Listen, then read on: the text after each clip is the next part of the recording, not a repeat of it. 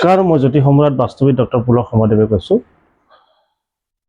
জ্যোতি সম্পৰ্কে আজিৰ পৰা মই ফাৰ্ষ্ট হাউচটোৰ পৰা 12টা হাউচৰ বিষয়ে আলোচনা কৰিম।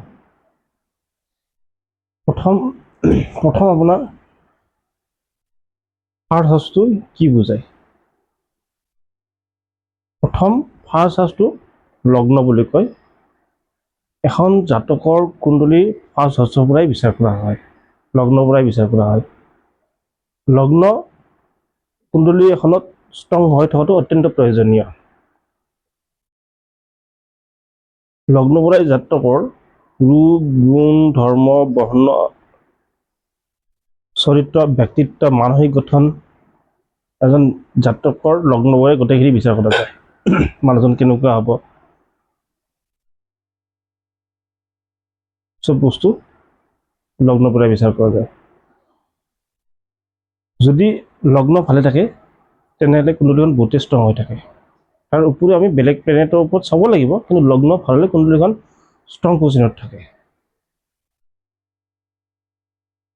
লগ্ন এটা কেনেকৈ ভাল কেনেকৈ বেয়া সেই বিষয়ে মই আজি আপোনালোকক ক'ম। লগ্ন, ছাপোজ মেষ লগ্নৰ অধিপতি কোন? মই আগতে কৈছোঁ এইবিলাক ভিডিঅ' বনাই। মেষ লগ্নৰ অধিপতি হ'ল মংগল গ্ৰহ। মংগল গ্ৰহ এই 12টা হাউচৰ ভিতৰত ক'ত বহি আছে? আমি আগতে কৈছোঁ 1, 4, 7, 10, 1, 5, 9 এইকেইটা হাউচ খুব ভাল হাউচ কুণ্ডলী এখনৰ 12টা হাউচৰ ভিতৰত। 6, 8, 12, 3, 6, 11 এইবিলাক হাউচ অকণমান দুৰ্বল হাউচ, মানে নিগেটিভ হাউচ বুলি কোৱা যায়। যদি আপোনাৰ লগ্ন যদি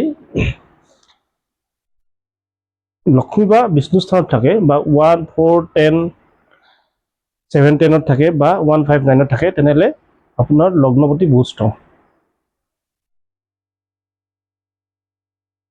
ছাপোজ D1ত আপোনাৰ লগ্নপতি মংগল 5ত আছে। 5টো ত্ৰিকোণ স্থান, বহুত ভাল স্থান। তাৰ উপৰিও আমি D9 আৰু এখন চাৰ্ট আছে, D9তো আমি চেক কৰিব লাগিব যে মংগল D9ত প্লেচমেণ্ট কেনেকুৱা। যদি D9ত মংগল দুৰ্বল হৈ আছে তেনেহ'লে D1ৰ যিটো মংগলৰ ষ্ট্ৰং পজিশ্যন সেইটো অকণমান দুৰ্বল হৈ পৰে।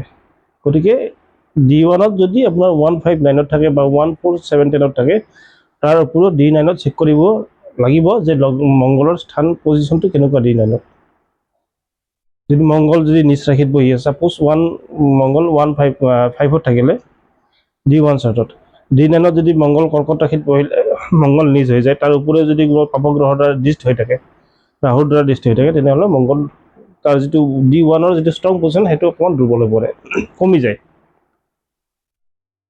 এতিয়া লগ্ন যদি ছাপোজ মংগল 4 হাউচতে আছে, বিষ্ণু স্থানতে আছে,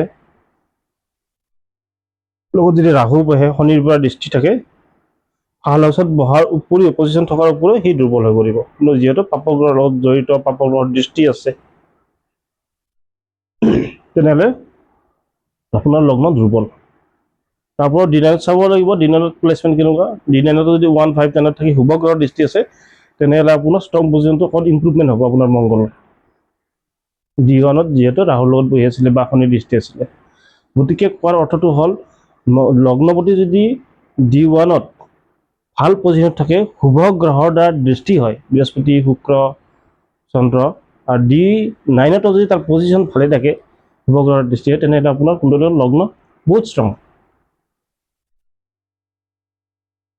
তাৰ বিপৰীতে আপোনাৰ লগ্নত D1ত যদি 6, 8, 12 দুস্থান 6, 8, 12 থাকে, D9ত চেক কৰিলে D9তো আপোনাৰ 6, 8, 12 থাকি বা পাপগ্ৰহৰ দ্বাৰা দৃষ্টি হৈ আছে, ৰাহুৰ দ্বাৰা একেলগে বহি আছে, তেনেহ'লে আপোনাৰ লগ্নপতি D9তো যদি দুৰ্বল হৈ পৰে, তেনেহ'লে 100% চিয়'ৰ আপোনাৰ জীৱনৰ ষ্ট্ৰাগল হোৱাটো 100%।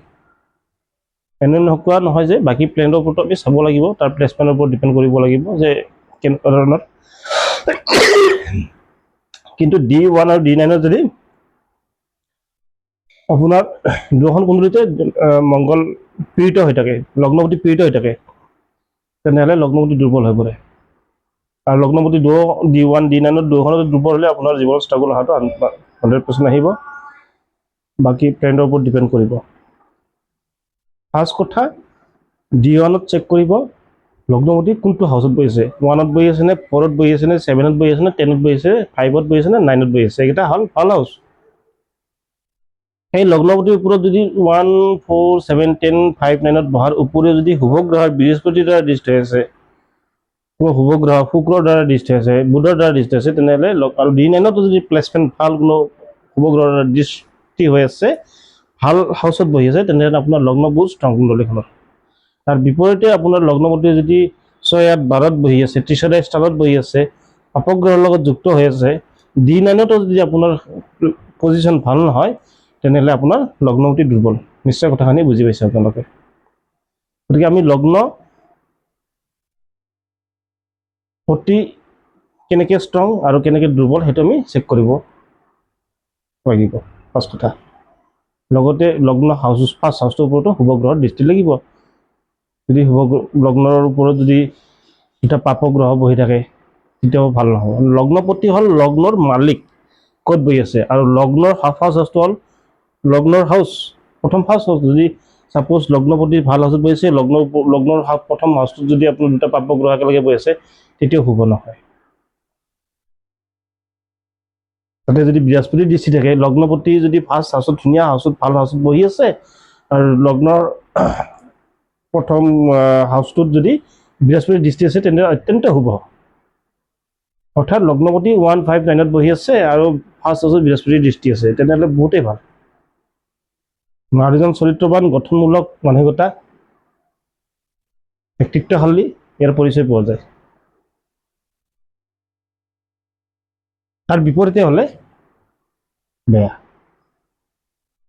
ধন্যবাদ।